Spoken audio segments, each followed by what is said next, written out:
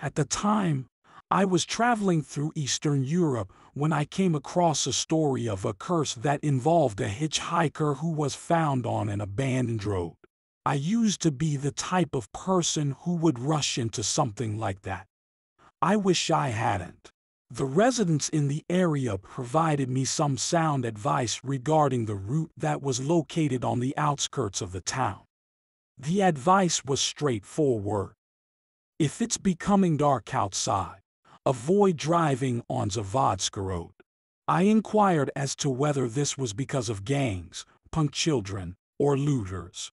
The natives, though, responded with a no.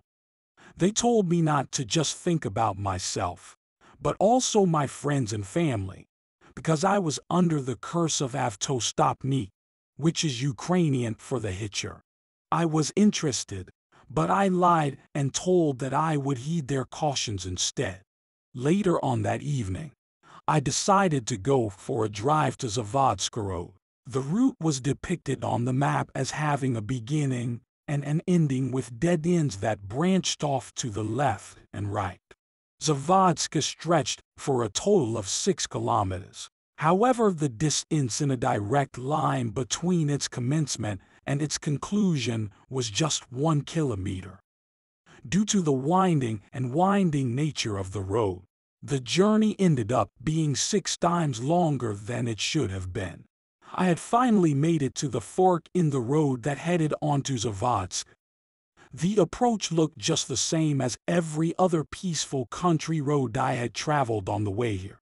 Yet, this road served to divide 2 distinct groups of trees, each of which became denser and more tree-covered as you traveled further. After making the turn onto Zavodska, I drove for 30 feet till the road curved to the right. After that sudden turn, it turned right again, and then it turned left again. And before I knew it, I had completely lost my sense of direction. I kept a steady pace and took my time as I followed the twisting route into the increasing density of the forest. When I emerged from the opposite side of Zavodska after a wait of 5 minutes, the game was over.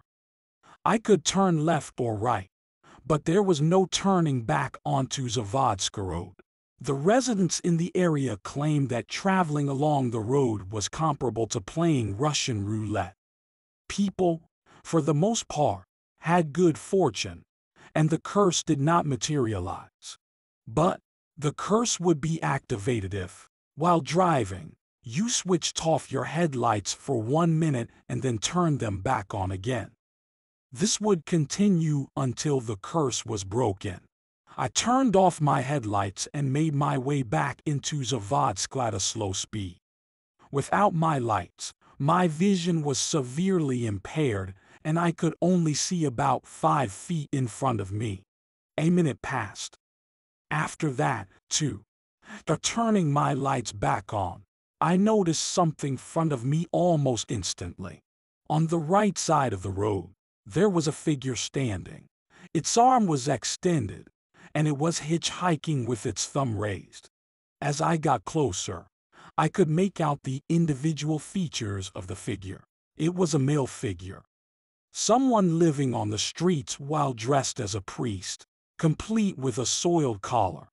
He had dark, unruly hair, and his eyes were wild and deranged looking. His face was covered in wrinkles that were stained with blood. It was impossible for me to know whether he was laughing or shouting. I would start sweating through all of my clothes within a few seconds of seeing him.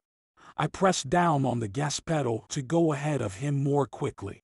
Yet, it produced the opposite impact as intended. The automobile came to a stop. I pressed down quite hard on the gas pedal. We gave it a stomp. It was kicked. The car, however, moved at a snail's pace and idled up next to the hitchhiker. The hitcher got quite close to the window and pressed his scarred and wrinkled face up against it. His grin penetrated the window pane without shattering it, and I could feel his icy breath on my face as it happened. His eyes glowed orange and shimmered as a cat's eyes might if they were alive. At this point, I had become aware that, for some reason, I had reversed the positions of my feet and been pressing on the brakes instead of the gas pedal. I stepped on the gas and quickly pulled away, but not before leaving a bloody crease smear across the window on the passenger side of the vehicle. As I rounded the subsequent turn, I noticed that the hitcher had vanished from my rearview mirror.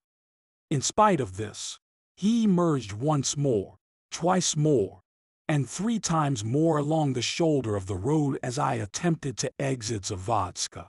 At long last, I arrived to the gateway, and I turned left onto the subsequent road. And the following. And before I realized it, I had already arrived back in the town. I returned to my hotel, gathered my belongings, and ended my vacation there. The following morning, I boarded a plane to head back to my hometown. Yet I kept seeing him. When I was driving at night, I would occasionally spot the hitcher standing by the side of the road.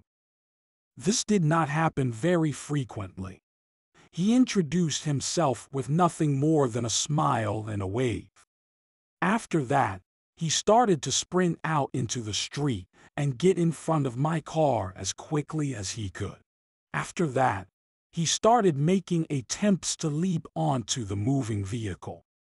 Because I was never with anyone else, I never had the opportunity to inquire about his whereabouts to anyone else. I had no way of knowing if it was all in my brain or if it was actually happening. I never saw him when I was walking, so the short amount of time that I actually spent in a car was reduced to almost nothing at all. I did not frequently ride in automobiles, buses, or any other type of road transit. I pretty much traveled everywhere on foot. 2 years have passed since I last operated a motor vehicle or rode any kind of public transportation since I drove along Zavodska. When I saw the hitcher standing in the middle of the road, I was driving my friend Jamie home after a dinner party. I took a sharp turn to the side to escape him, and I could tell Jamie was thinking I was completely insane. But Jamie also witnessed the hitcher. He went on to explain the hitcher's attire, which was reminiscent of that of a priest, and he questioned why the hitcher was standing in the middle of the road screaming at me. It was hard for me to say whether it made me feel better or worse knowing that someone else could see the hitcher, or knowing that the hitcher was a real person and that he had followed me home from Zavodska, which would be far worse.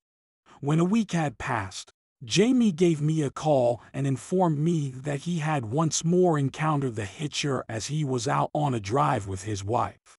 She had also witnessed him. A tragic car tragedy claimed both of their lives just a few days later. Since then, I haven't been back in a moving vehicle at all. Yet I took the bus into the city for the first time in years just a few days ago. And when I got off at the second stop after I got on, there he was. The snitch on you. He was standing next to the road on the shoulder.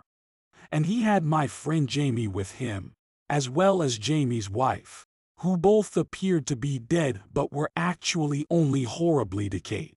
I could see them stumbling around and trying their best. But the hitcher had a firm hold on them by the scruff of their necks, and he exercised full control over the situation. The hitcher smiled and danced while he made the two bodies move around like monstrous ventriloquist dummies while he himself performed the act. Once we had driven by the attraction, I looked around and noticed that everyone on the bus was gazing at the hitcher as well.